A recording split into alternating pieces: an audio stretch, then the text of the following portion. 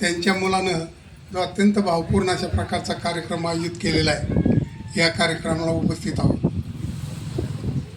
तसं जर पाहिलं तर गाडवे सर आणि मी मुख्याध्यापक आणि गाडवे सर हे शिक्षक होते पहा. त्यावेळी एक अत्यंत संयमी, दूरदृष्टी, प्रेमळ आणि सर्वांशी मिळून मिसळून वागणारा एक आदर्श शिक्षक त्यांच्या रूपाने मी त्यावेळेस पाहिलेला आहे. त्यानंतर ते मुख्याध्यापक झाले. त्यांनी आपला मुख्याध्यापकाचाही कार्यकाल खूप चांगल्या प्रकारे व्यतीत केला. सर्वांना सहकार्य करून ते नेहमी मार्गदर्शकाच्या भूमिकेमध्ये राहिले.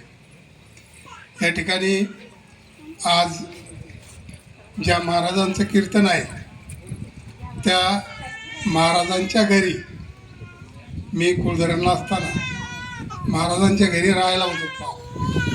त्यावेळेस महाराज अत्यंत छोटे होते.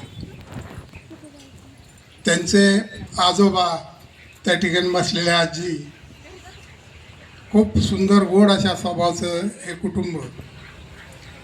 त्यांनी त्यावेळेस फारसं हरिनामामध्ये त्यांचं जीवन व्यतीत केलेलं नव्हतं, परंतु नंतरच्या काळामध्ये मात्र त्यांनी पूर्णपणे या